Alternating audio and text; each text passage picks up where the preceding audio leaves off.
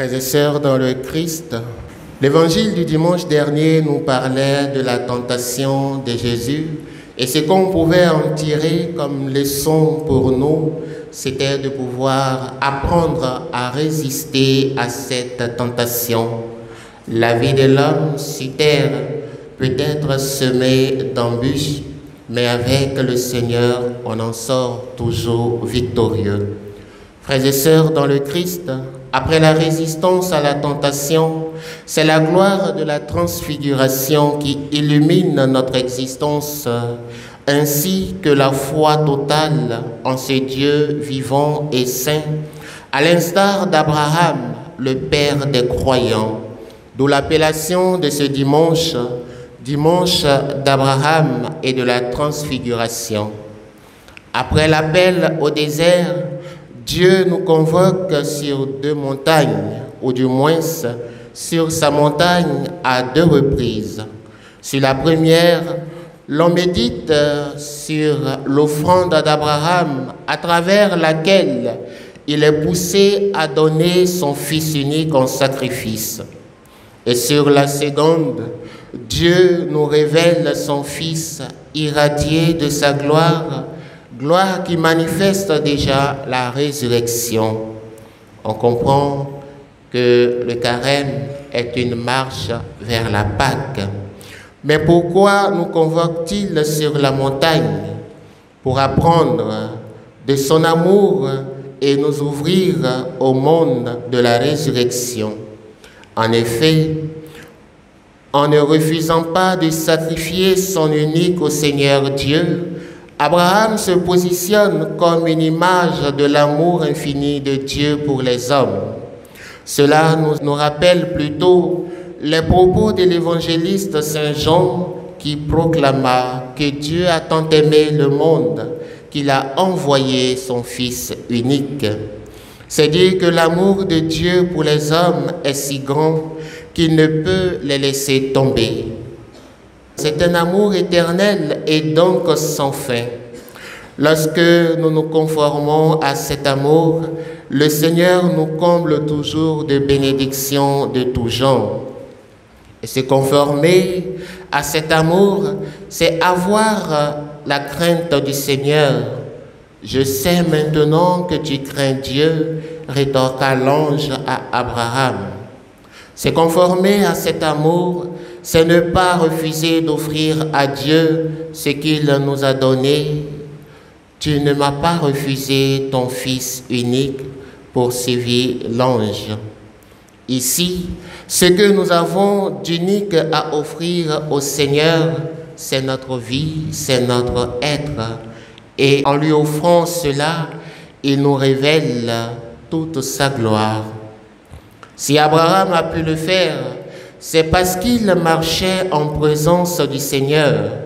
Comme lui, nous aussi, nous sommes invités à travers les psaumes à marcher en présence du Seigneur et dès ici-bas sur cette terre des vivants. En marchant en présence du Seigneur, chacun s'apercevra que le Seigneur ne l'abandonne pas parce qu'il est toujours avec chacun de nous. Mais alors, comment marcher en présence du Seigneur? En écoutant sa parole, car dit la voix qui se fit entendre de la nuée, celui-ci est mon Fils bien-aimé, écoutez-le.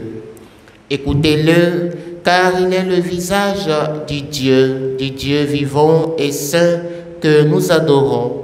Écoutez-le, car il réunit en lui seul Moïse et Élie, la loi et les prophètes, c'est-à-dire qu'il est le point d'aboutissement des Écritures, parce qu'il est lui-même la parole de Dieu, parole faite chair pour les hommes.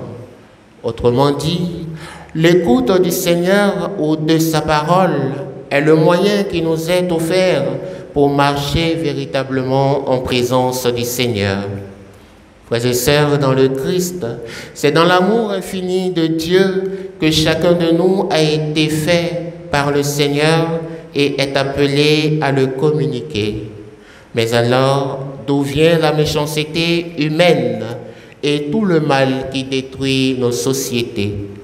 Nul doute que du détournement de l'homme de la lumière resplendissante de Dieu. De la sorte, la seconde convocation sur la montagne vient en réparation de notre détournement.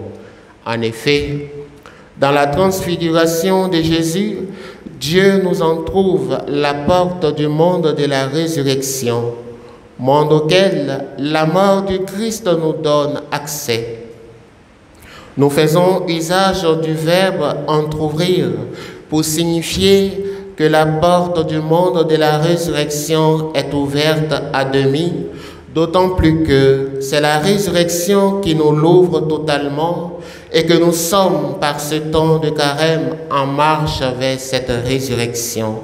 D'ailleurs, c'est la même raison qui permet de qualifier la transfiguration comme un avant-goût de la résurrection, comme une anticipation de la gloire pascale que nous célébrerons à Pâques ou encore chaque dimanche.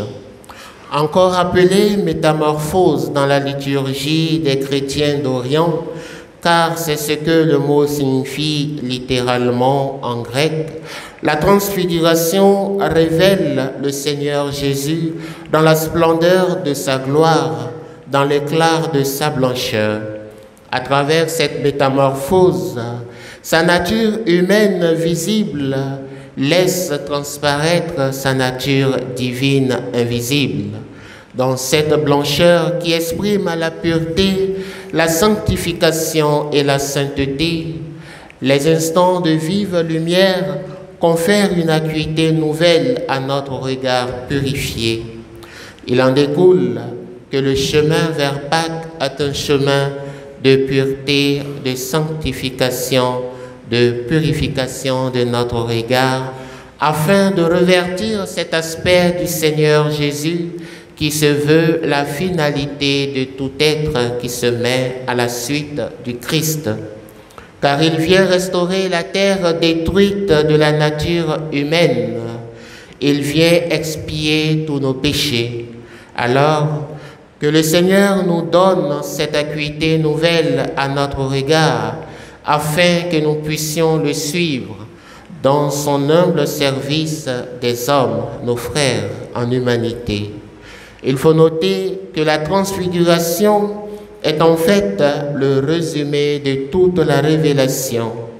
En effet, nous y voyons Moïse, le fondateur d'Israël, symbole de la loi, et Élie, le père des prophètes, tous deux constituant les porte-paroles de l'Ancien Testament qui présentent le Christ de l'Évangile aux apôtres Pierre, Jacques et Jean, qui sont appelés les colonnes de l'Église. Aussi, ce nouveau signe divin que Jésus reçoit dans la transfiguration annonce et prépare une nouvelle étape, la passion dans laquelle son sacrifice sera plus efficace pour éveiller l'amour de Dieu et le don de soi en tous ceux qui, dans l'avenir, poursuivront son service et son œuvre de salut. Frères et sœurs dans le Christ, si cette terre où l'harmonie produite par la rédemption est encore et toujours menacée par la force négative du péché et de la mort, le chemin vers Pâques nous appelle à renouveler notre visage et notre cœur de chrétien, afin de pouvoir vivre toute la richesse de la grâce du mystère pascal. Puissent les grâces de la transfiguration opérer ce renouvellement en chacun de nous, et que Dieu soit toujours avec vous.